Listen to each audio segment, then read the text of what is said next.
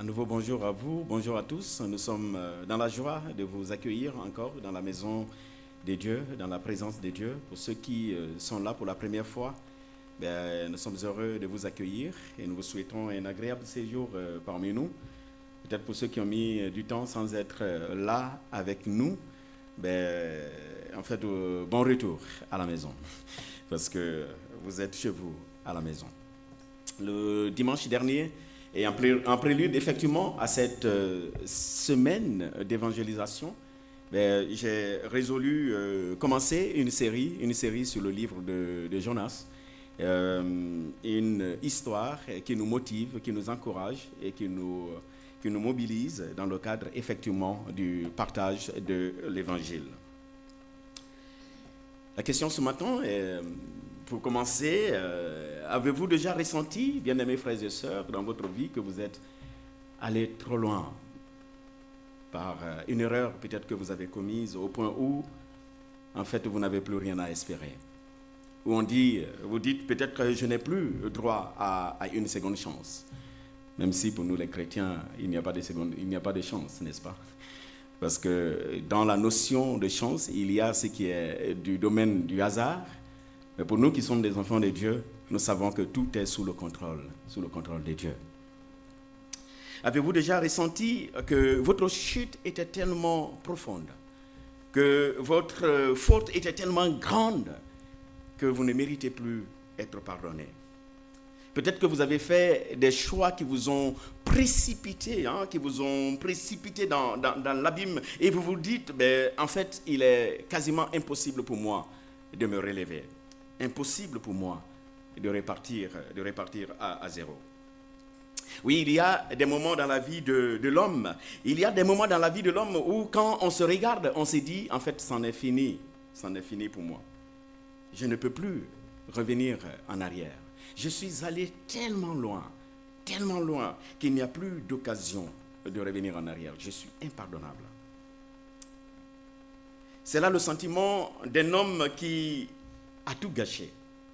C'est le sentiment d'un homme qui a tout gâté, qui a choisi de suivre le chemin qui est contraire à celui que le Seigneur a réservé pour lui. Et qui se trouve maintenant, à cause de ce qu'on pourrait appeler sa bêtise, qui se trouve maintenant seul, brisé, et totalement au fond du trou.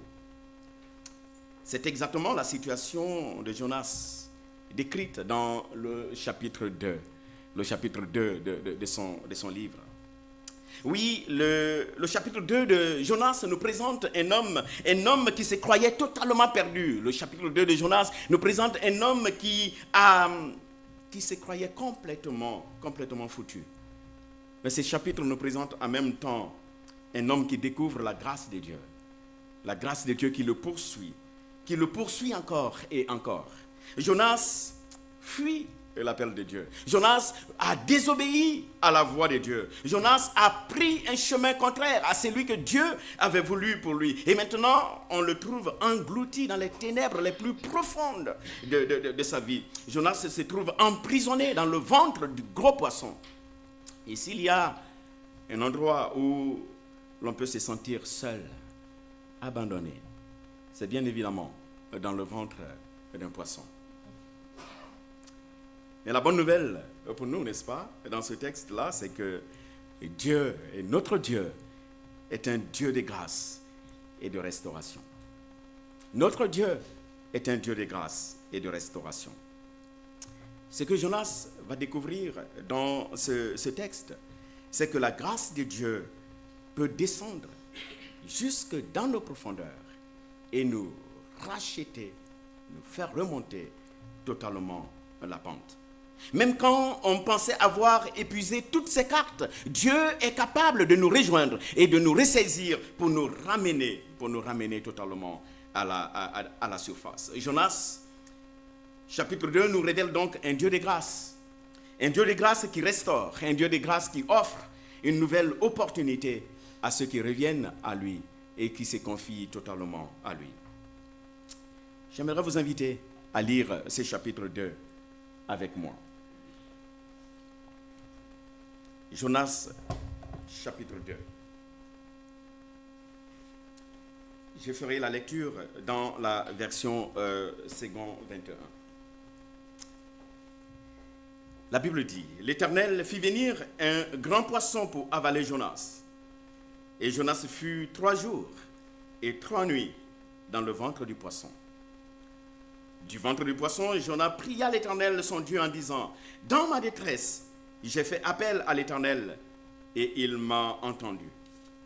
Du milieu du séjour des morts, j'ai appelé au secours et tu as entendu ma voix. Tu m'as jeté dans l'abîme, dans les profondeurs de la mer, et les courants m'ont environné. Toutes tes vagues et tous tes flots sont passés sur moi. Je disais, je suis chassé loin de ton regard, mais je verrai encore ton saint temple. L'eau m'a couvert jusqu'à m'enlever la vie. L'abîme m'a enveloppé, les algues s'enroulaient autour de ma tête. Je suis descendu jusqu'aux racines des montagnes, les verrous de la terre m'enfermaient pour toujours.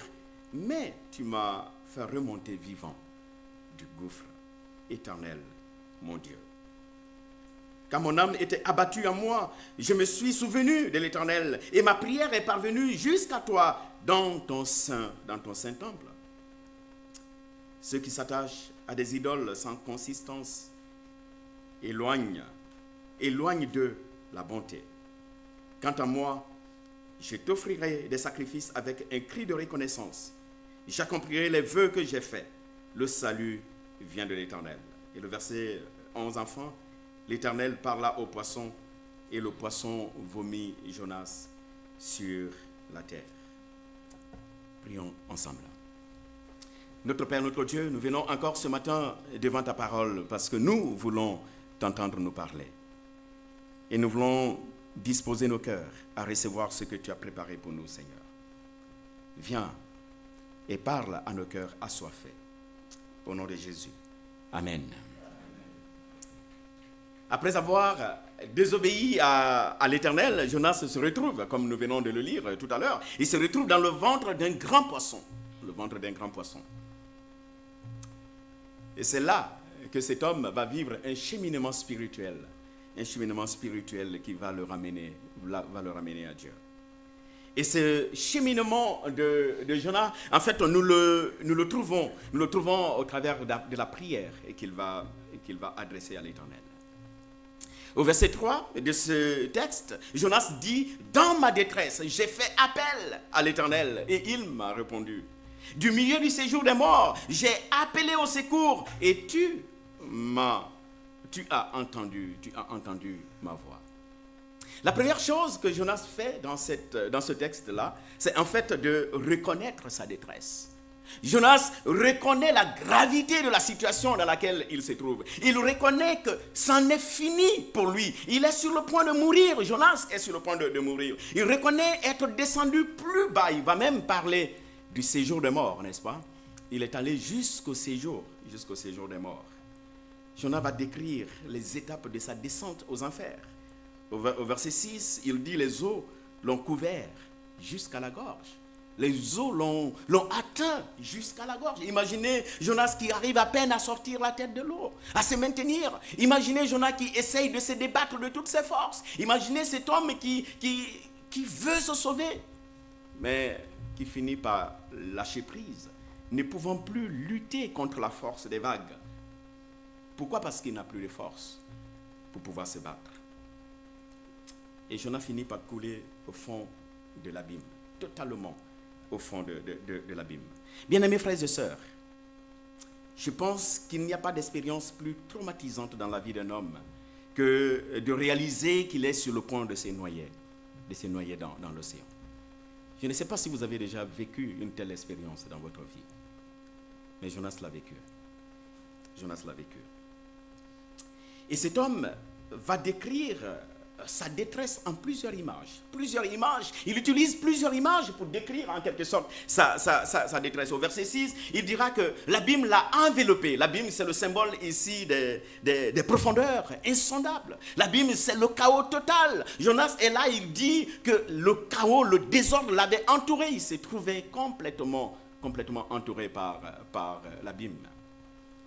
Jonas va parler des algues qui se sont enroulées autour de sa tête, comme pour dire qu'il était emprisonné. Il était immobilisé. Il était incapable de lui-même de se dégager de cette situation affreuse dans laquelle il se trouvait. Cet homme reconnaît son impuissance totale et son incapacité à se sauver par lui-même. Il ne peut plus lutter. Il ne peut plus lutter. Pas du tout. Jonas dit être descendu jusqu'aux racines des montagnes. Il reconnaît avoir touché le fond. Je ne sais pas si vous êtes déjà arrivé de toucher le fond dans une situation compliquée. Mais lui, il reconnaît avoir touché le fond. Il reconnaît être arrivé à un stade où il se sent irrévocablement perdu. Et de ce lieu-là, il lui est quasiment impossible lui-même de remonter par ses propres forces.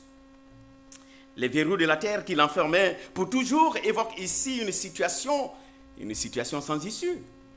C'est comme s'il se retrouvait dans une maison, la porte fermée à clé. Et il n'a pas la clé. Et en plus, il y a le feu dans la maison.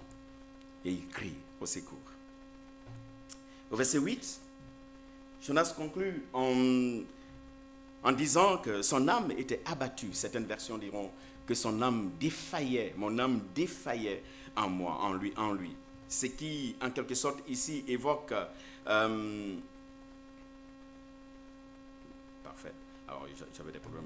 Ce qui évoque en quelque sorte une expérience de profonde détresse, n'est-ce pas? Une détresse spirituelle, mais aussi une détresse émotionnelle. Jonas ressent une fatigue extrême, un épuisement profond, aussi bien du plan physique que sur le plan mental et spirituel. Jonas reconnaît avoir touché le fond. Sa détresse était grande. Mais s'il y a une chose intéressante que Jonas reconnaît surtout, c'est qu'il voit en cette détresse, comme un jugement de Dieu contre lui. Il voit cette détresse comme l'expression de la colère de Dieu qui s'abat sur lui. C'est bien ce qu'on voit à partir du verset 4, n'est-ce pas? Remarquez la répétition des pronoms personnels que Jonas va utiliser dans ce verset-là. Tu t'es. Il dira au verset 4, tu m'as jeté dans l'abîme, dans les profondeurs de la mer. Et les courants m'ont environné. Toutes tes vagues, tous tes flots sont passés sur moi. Jonas voit là, en fait, cette détresse qui s'abat sur lui comme nécessairement quelque chose venant de l'Éternel, comme le jugement de l'Éternel. On pourrait se poser la question, mais attendez, qui a jeté Jonas dans l'eau? Remontez au chapitre 1. Et vous vous rendrez compte que, en fait, ce sont des marins qui l'ont jeté dans l'eau. Mais Jonas voit derrière l'action des marins, le jugement de Dieu contre sa désobéissance. Jonas est châtié à cause de son péché.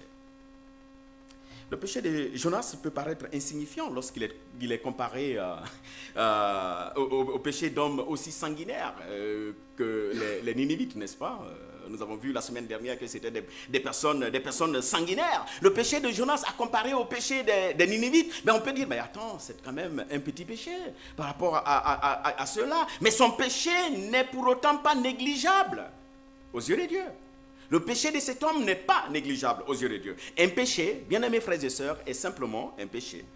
Et tout péché mérite d'être puni, mérite d'être sanctionné.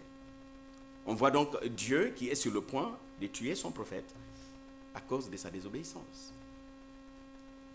Cela peut paraître excessif pour nous aujourd'hui, n'est-ce pas? Mais c'est en fait ça aussi la vérité. La Bible dit, le salaire du péché, c'est la mort. Le salaire du péché, c'est la mort. On voit donc Jonas qui réalise, s'est dirigé tout droit vers la mort. Et nous alors, qu'en est-il de nous aujourd'hui? Sommes-nous conscients d'être en danger de mort? Sommes-nous conscients de foncer tout droit vers la mort? Savons-nous, bien-aimés frères et sœurs, pourquoi nous allons mourir?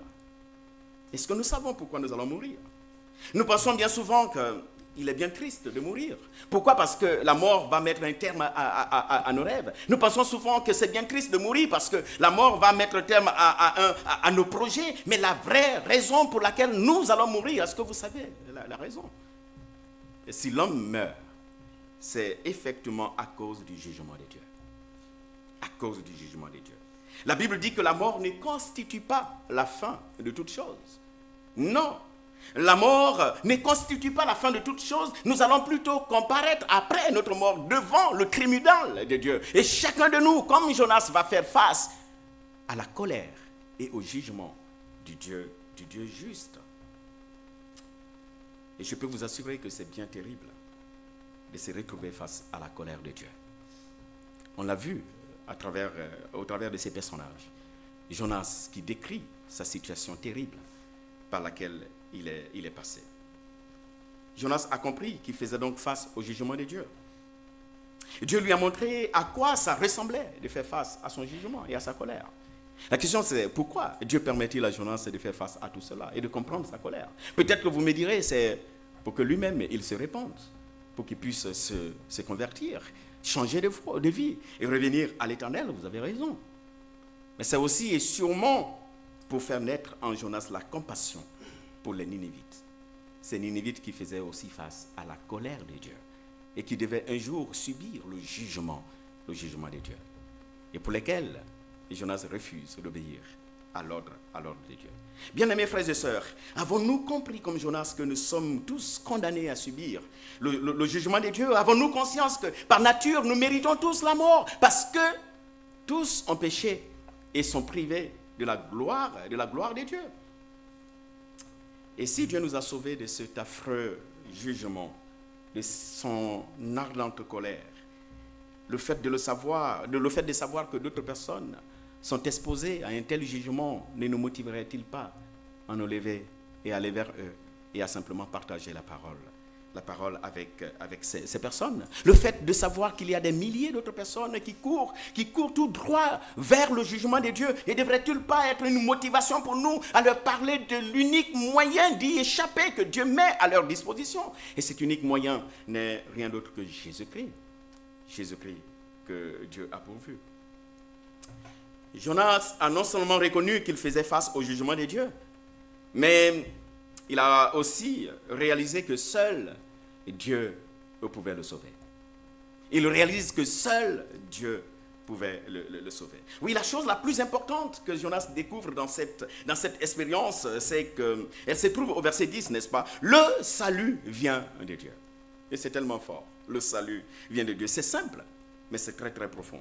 Jonas a compris que c'est l'Éternel qui sauve. Rien d'autre ne peut fondamentalement sauver. Rien ni personne ne peut nous sauver. L'Éternel est le seul qui peut nous sauver.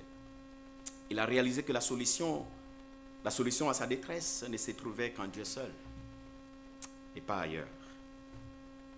Et ce que Jonas dit ici est tellement crucial, n'est-ce pas? Le salut vient de l'Éternel.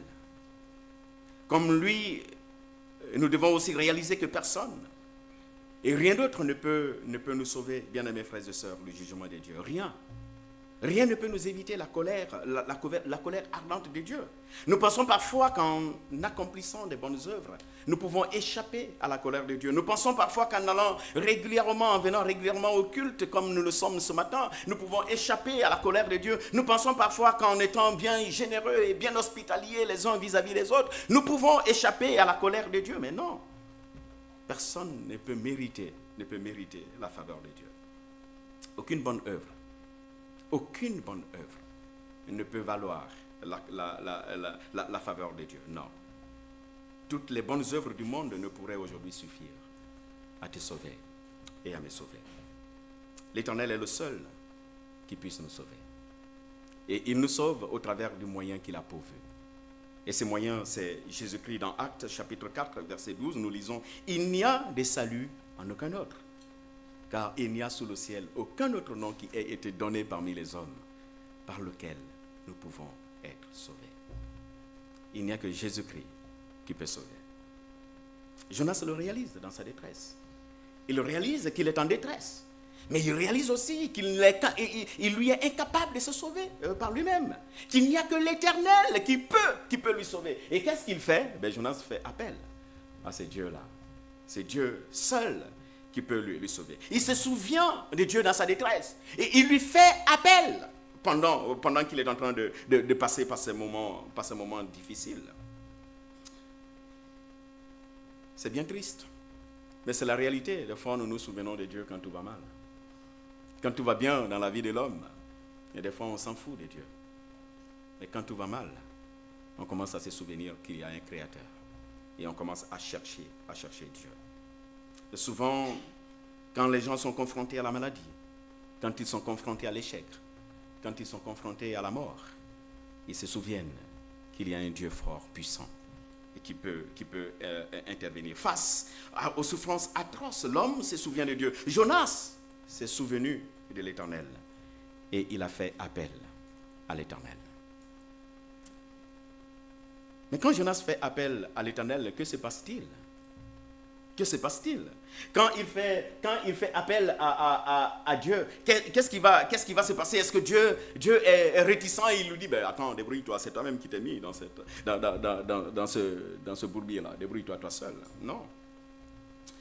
Quand l'homme fait appel à Dieu, Dieu répond, il entend sa voix.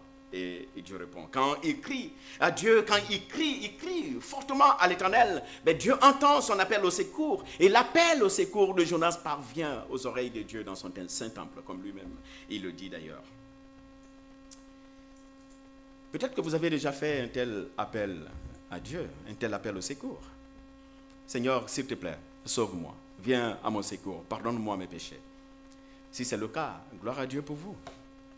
Que le Seigneur soit élevé et exalté pour vos vies. Ou peut-être que vous ne l'avez pas encore fait, cet appel-là. Si c'est le cas, qu'attendez-vous de faire un tel appel aujourd'hui? Je pense que c'est le moment favorable. Le moment favorable de lancer un tel cri de détresse à Dieu. Ce n'est pas aux sapeurs-pompiers qu'il faut lancer ces cris de détresse. Il n'y a que Dieu qui peut sauver face à une telle détresse. Et rassurez-vous, lorsque vous ferez un tel appel, en fait, votre appel parviendra à l'oreille du Dieu Sauveur. Et il est disposé à vous entendre et à vous répondre. Ce texte nous apprend une chose, c'est que nous pouvons crier à Dieu partout où nous sommes. Ce texte nous apprend que nous pouvons crier à Dieu en tout temps et en toutes circonstances. Oui, bien-aimés frères et sœurs, Dieu entendra toujours notre cri. Non, notre péché n'est pas trop grand pour lui. Notre péché n'est pas trop grand pour l'Éternel. Non, notre situation n'est pas si difficile pour Dieu. Il est capable d'intervenir et d'aller nous chercher comme il l'a fait pour Jonas. Il entend notre cri à l'aide. Et il est prêt à venir, à voler à notre secours. Non seulement Jonas Dieu a entendu l'appel de Jonas, mais Dieu a aussi agi. Il a entendu l'appel. Mais il n'est pas un Dieu dépourvu de moyens.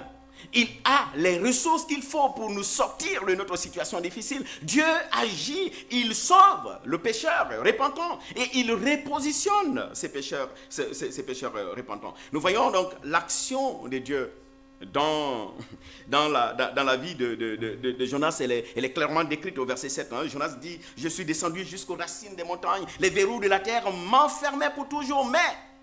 j'aime bien ce mais dans la Bible, n'est-ce pas? C'est mais qui vient changer toutes les situations.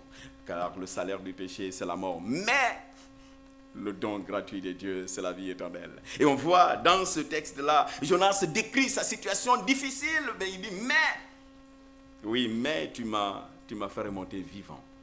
Tu m'as fait remonter vivant du gouffre. Oui, c'est Dieu qui l'a sauvé. C'est Dieu qui l'a sauvé. Et Jonas le reconnaît clairement. Il était descendu dans l'abîme, il touchait déjà le fond, mais Dieu l'a fait remonter vivant du séjour des morts. Quelle grâce, n'est-ce pas? Quelle grâce nous avons ici. C'est un revirement total. Il n'y avait plus d'espoir pour cet homme-là, mais Dieu l'a fait renaître de ses cendres. Et Dieu ne s'est pas limité à le faire renaître de ses cendres. L'Éternel l'a aussi repositionné et il l'a remis. Il lui donne une nouvelle opportunité de s'engager dans la mission qu'il lui confie. Et nous allons le voir le dimanche à venir par la grâce de Dieu que Jonas va effectivement obéir. Il va saisir cette grâce que Dieu lui fait pour répondre au second appel de Dieu d'aller à Ninive.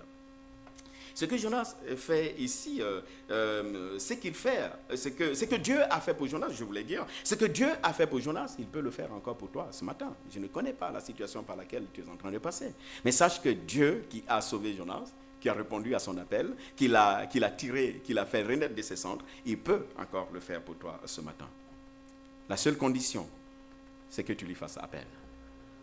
Il n'attend que toi, que tu saisisses sa main tendue et que tu reviennes simplement à lui.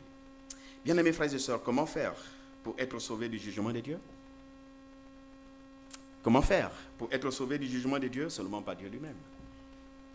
Il n'y a que Dieu qui peut nous sauver. Oui, face à la mort certaine du rebelle, Jonas, mais Dieu va pouvoir au moyen de salut. Dieu va faire un don, le don d'un sauveur. Et on le voit au verset 1, n'est-ce pas? L'Éternel fit venir un grand poisson pour avaler Jonas. Le salut vient de Dieu. Il l'a déjà dit, et je le crois. Le salut vient de Dieu. Il est au début et à la fin du salut de Jonas. C'est lui qui va commander au poisson d'aller chercher Jonas. Et c'est lui qui va en même temps commander au même poisson d'aller vomir, sinon cracher Jonas sur la terre ferme. Cet homme n'a rien fait pour mériter son salut. Il n'a rien fait pour contribuer à son salut. Non, Jonas au contraire sombrait totalement dans la mer. Il était emprisonné par les algues, incapable de se sauver lui-même. Dieu a tout fait du début à la fin pour pouvoir le sauver. La seule chose que Jonas fait dans ce texte-là, c'est de faire appel à Dieu. Dans ma détresse, j'ai crié à l'Éternel et tu m'as entendu. Du séjour des morts, j'ai fait appel à toi et tu m'as répondu. L'appel de Jonas, vous l'aurez sûrement noté, même si le chapitre commence par le don d'un sauveur, mais en fait l'appel de Jonas précède l'intervention divine. Il a d'abord fait appel à Dieu avant que ce dernier n'envoie le sauveur pour pouvoir le sauver. Bien-aimés frères et sœurs, comme Jonas, le salut que nous donne Jésus-Christ est l'œuvre complète de Dieu, du début jusqu'à la fin. Dans Apocalypse chapitre 7, verset 10, nous lisons « Le salut est à Dieu et à l'agneau qui est en fait Jésus-Christ. » Dieu a tout fait.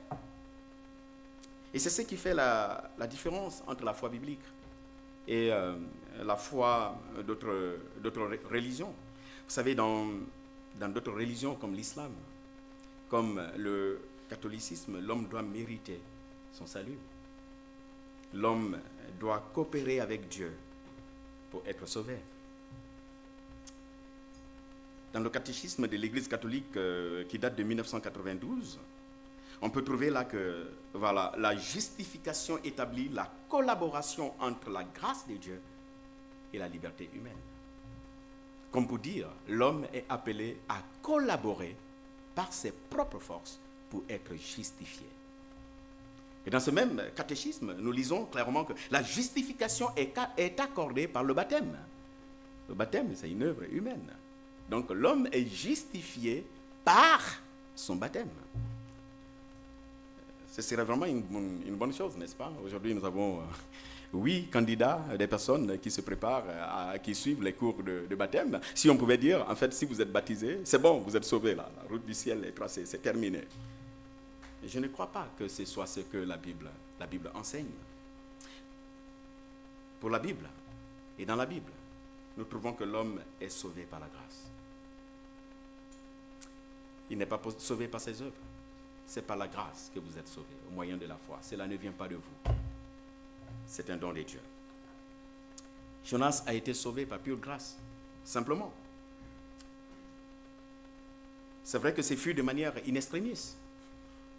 C'était à la dernière minute. Mais nous n'avons pas tous la même chance, la même opportunité, la même grâce, je vais dire, que Jonas. Voilà pourquoi c'est aujourd'hui peut-être le moment opportun pour pouvoir entendre la voix de Dieu et saisir cette main tendue de Dieu. Bien-aimés frères et sœurs, avons-nous été sauvés du jugement de Dieu? Avons-nous été sauvés du jugement de Dieu? Comprenons-nous que nous avons besoin d'un sauveur, que nous avons besoin d'être sauvés? Réalisons-nous que nous sommes incapables de nous sauver par nous-mêmes, d'échapper à la colère de Dieu par nous-mêmes? Reconnaissons-nous qu'il n'y a que Dieu qui puisse nous sauver. Et qu'il n'y a rien d'autre qui puisse véritablement nous sauver. Dieu a pourvu au moyen de notre salut.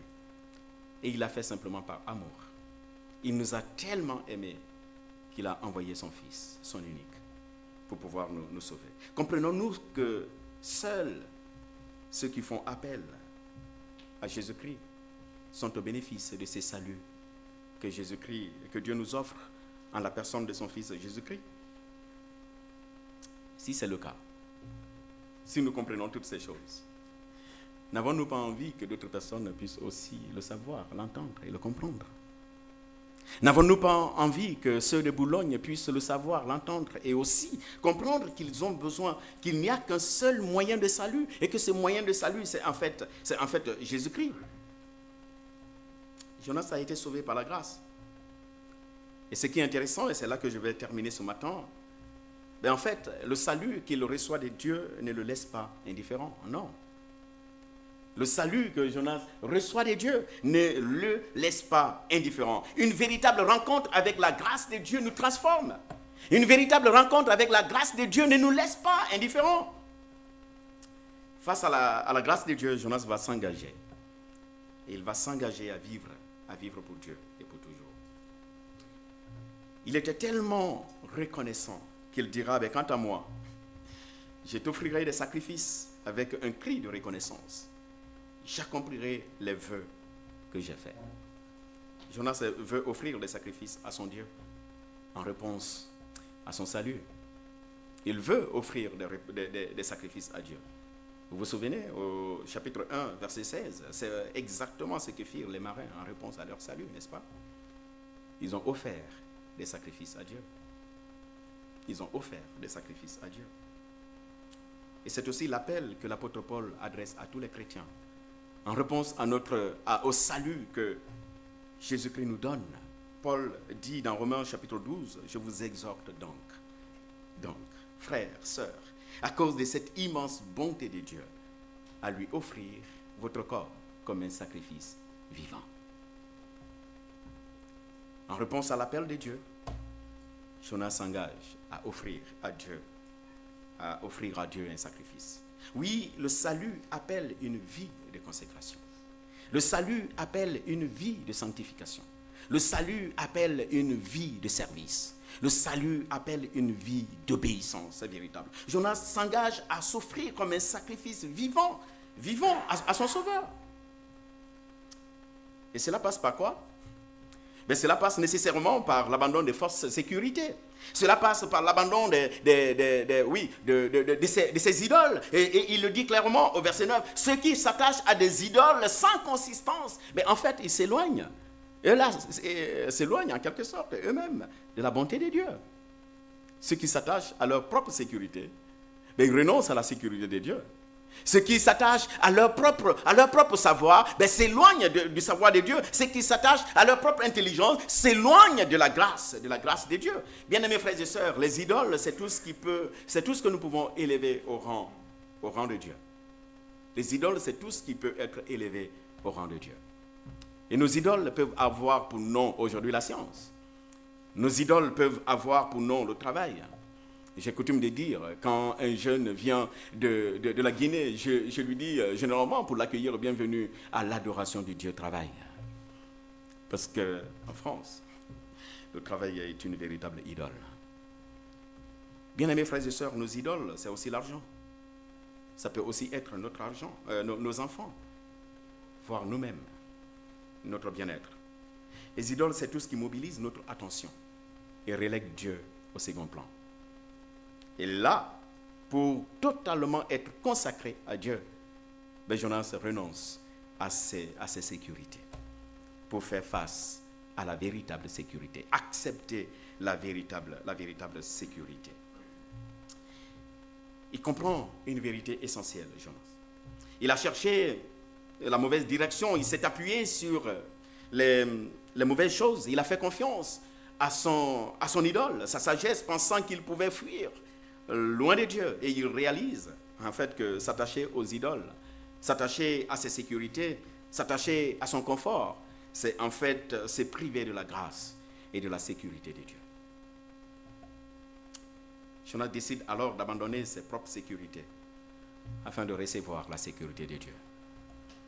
Sommes-nous prêts ce matin à renoncer à nos propres sécurités, à faire place à la véritable sécurité de Dieu? Sommes-nous prêts ce matin? Quels sont nos idoles aujourd'hui? Est-ce notre orgueil? Est-ce notre confort? Peut-être notre savoir ou nos avoirs? Peut-être notre bien-être qui passe avant toute chose. Ce sont des choses non négociables. Je peux tout accepter sauf ça. Oui, Dieu nous appelle ce matin à abandonner tout ce qui nous empêche de lui obéir pleinement et totalement afin de faire place à sa bonté et à sa grâce. Je vais terminer en s'interrogeant sur ce que ce texte-là, comment ce texte peut s'appliquer à ma vie ce matin. Il nous apprend au moins 3 choses. Bien-aimés frères et sœurs, je ne suis jamais si bas. Je ne suis jamais si désespéré. Je ne suis jamais si mauvais que je ne puisse me tourner vers Dieu. Et quand je me tourne vers Dieu de manière sincère, il m'entend et il me répond. Amen. Peu importe à quel point. Oui, peu importe à quel point on s'est éloigné de Dieu. Peu importe à quel point on a commis des bêtises. Peu importe à quel point on est loin de Dieu. Mais en fait, lorsqu'on revient à lui avec une sincérité complète et parfaite, mais Dieu nous attend simplement. Lorsqu'on se souvient de lui et qu'on lui fait appel, mais en fait, il est prêt à nous répondre. La seule chose qu'il attend de nous, c'est de déposer notre fardeau et notre détresse à ses pieds. Venez à moi, vous tous qui êtes chargés, fatigués, chargés, et je vous donnerai du repos. Comment s'appelle ta détresse ce matin? Ne voudrais-tu pas te décharger en la déposant simplement au pied de Jésus-Christ? L'autre chose que ce texte m'apprend ce matin, c'est que le salut vient de Dieu. Oui, le salut vient de Dieu. Le salut ne vient pas de moi. Le salut ne vient pas de mes accomplissements. Le bien-être, le bonheur, la vie ne vient pas de ce que j'ai. Le salut vient uniquement et simplement de Dieu. Je ne peux me sauver par moi-même. Il n'y a que Dieu qui peut me sauver. Et la troisième chose que j'apprends ce matin dans ce texte-là, c'est que face à la grâce de Dieu, il me faut répondre par une vie de consécration. Frères, sœurs, il est vrai que nous ne sommes pas sauvés par les bonnes œuvres, mais nous sommes sauvés pour les bonnes œuvres. Nous sommes sauvés pour les bonnes œuvres. Jonas a fui, mais Dieu l'a poursuivi avec sa grâce. Jonas a prié, et Dieu l'a exaucé, Dieu l'a relevé, Dieu l'a repositionné. Nous l'avons déjà dit, aujourd'hui encore, Dieu nous offre sa grâce. Comment allons-nous répondre à la grâce de Dieu? Y a-t-il quelqu'un ce matin qui voudrait simplement faire appel à Dieu?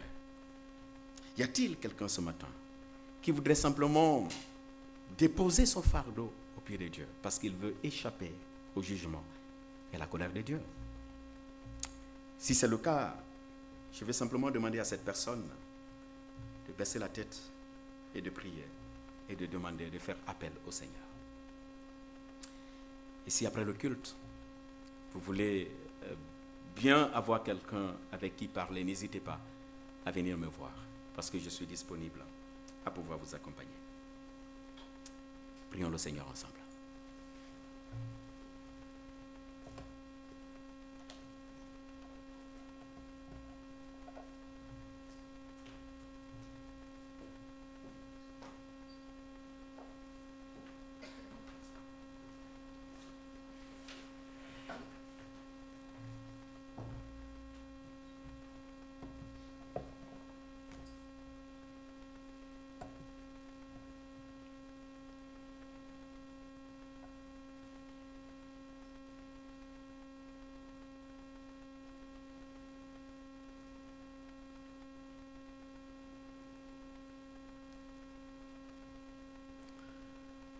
Merci beaucoup, Pasteur Samuel, pour ce message